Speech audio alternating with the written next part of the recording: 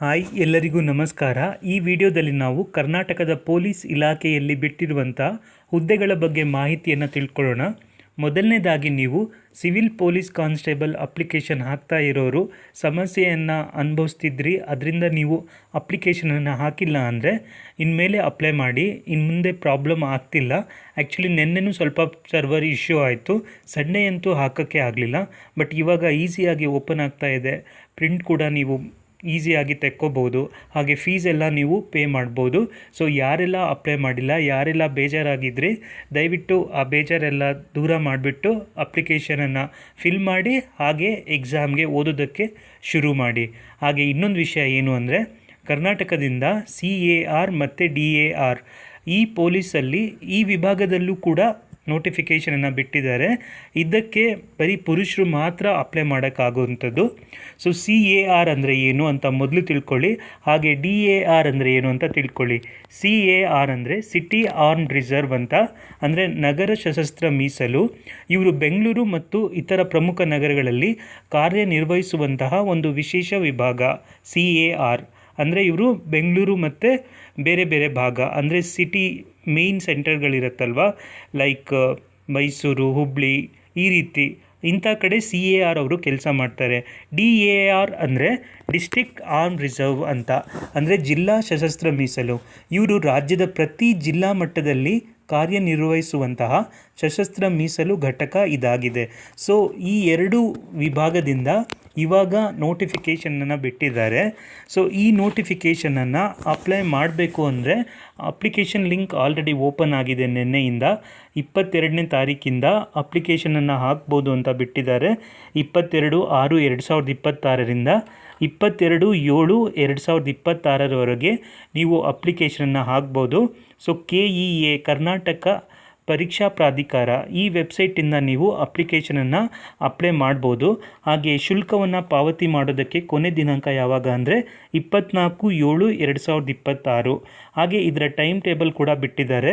ಹಾಗೆ ಪೋಸ್ಟ್ಗಳು ಎಷ್ಟಿದೆ ಅಂತ ನೋಡ್ಕೊಳ್ಳೋದಾದರೆ, ಸಶಸ್ತ್ರ ಪೊಲೀಸ್ ಕಾನ್ಸ್ಟೇಬಲಲ್ಲಿ ಪುರುಷ ಮಿಕ್ಕುಳಿದರಿಂದ RPCಯಲ್ಲಿ 1421, ಹಾಗೆ ಕಲ್ಯಾಣ ಕರ್ನಾಟಕದವ್ರದ್ದು 179. ಹಾಗೆ ಇದಕ್ಕೆ ಓದಬೇಕಾಗಿರುವಂಥದ್ದು ಏನಂದರೆ ಶೈಕ್ಷಣಿಕ ವಿದ್ಯಾರ್ಹತೆ PUC ಅಥವಾ ತತ್ಸಮಾನ ವಿದ್ಯಾರ್ಹತೆ. ತತ್ಸಮಾನ ಅಂದರೆ CBSEಯಲ್ಲಿ PUCಯನ್ನು ಮಾಡಿದರೆ ಓಕೆ, ಹಾಗೆ ಡಿಪ್ಲೊಮಾ ಮಾಡಿದರೂ ಓಕೆ, ITI ಮಾಡಿದರೂ ಓಕೆ. ITI ಮಾಡಿರುವಂಥವ್ರು ನೀವು ಕರ್ನಾಟಕದ ಕಂಪಲ್ಸರಿ ಕನ್ನಡ ಎಕ್ಸಾಮ್, ಅಂದರೆ ಕರ್ನಾಟಕ ಮಂಡಳಿಯವರು ನಡೆಸ್ತಾರಲ್ವ, ಅದನ್ನು ಕ್ಲಿಯರ್ ಮಾಡಿರಬೇಕು. ಹಾಗೆ ದೂರ ಶಿಕ್ಷಣದಿಂದ ಯಾವುದಾದ್ರೂ ಒಂದು ವಿಷಯದಲ್ಲಿ ಕ್ಲಿಯರ್ ಮಾಡಿರಬೇಕಾಗಿರುತ್ತೆ ITI ಓದಿರೋರಿಗೆ. ಸೊ ಜನರಲ್ PU ನಿಮ್ಮ ಹತ್ರ ಇದೆ ಅಂತ ಅಂದರೆ ಅಷ್ಟೇ ಸಾಕಾಗುತ್ತೆ. ಸೊ PUC ಅಥವಾ ಅದರ ತತ್ಸಮಾನ ವಿದ್ಯಾರ್ಹತೆ ಬೇಕು. ಹಾಗೆ ಪೊಲೀಸ್ ಎಷ್ಟು ಹುದ್ದೆಗಳಿದೆ ಅಂತಲೂ ನೋಡಿದ್ವಿ. ಅಪ್ಲಿಕೇಶನ್ ಯಾವಾಗ ಹಾಕಬೇಕು ಅಂತಲೂ ಹೇಳಿದೆ.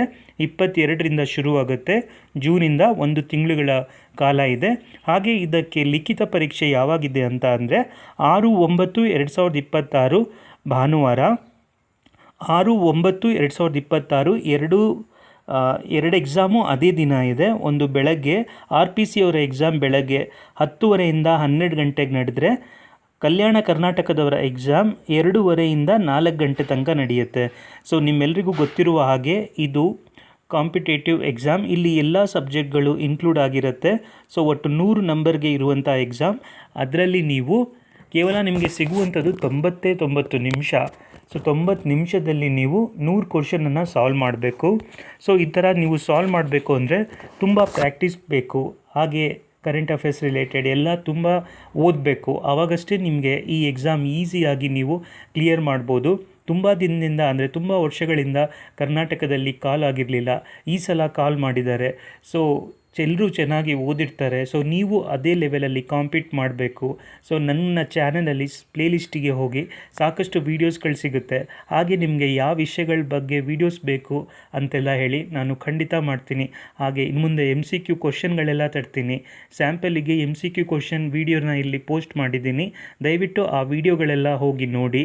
ಇದರಿಂದ ನಿಮಗೂ ಹೆಲ್ಪ್ ಆಗುತ್ತೆ, ಹಾಗೆ ನನಗೂ ಕ್ಲಾಸ್ ಮಾಡೋದಕ್ಕೆ ಇನ್ನೂ ಖುಷಿ ಆಗುತ್ತೆ. ಓವರಾಲ್ ನೀವು ಈ ವಿಡಿಯೋದಲ್ಲಿ CAR ಮತ್ತು DAR ಹುದ್ದೆಗಳ ಬಗ್ಗೆ ಮಾಹಿತಿಯನ್ನು ತಿಳ್ಕೊಂಡ್ರೆ, ಹಾಗೆ ಸಿವಿಲ್ ಪೊಲೀಸ್ ಇಶ್ಯೂ ಏನಾಗಿತ್ತು, ಹಾಗೆ ಯಾವ ರೀತಿ ಓದಬೇಕು ಅನ್ನೋದ್ರ ಬಗ್ಗೆ ಎಲ್ಲ ತಿಳ್ಕೊಂಡ್ರಿ. ನಾನು ಹೇಳಿದಂಥ ಇನ್ಫಾರ್ಮೇಷನ್ ನಿಮಗೆ ಇಷ್ಟ ಆಗಿದ್ದರೆ ಈ ವಿಡಿಯೋಗೆ ಲೈಕ್ ಕೊಡಿ, ಹಾಗೆ ಈ ಚಾನಲನ್ನು ಸಬ್ಸ್ಕ್ರೈಬ್ ಮಾಡೋದನ್ನು ಮರಿಬೇಡಿ. ಎಲ್ಲರಿಗೂ ಧನ್ಯವಾದಗಳು.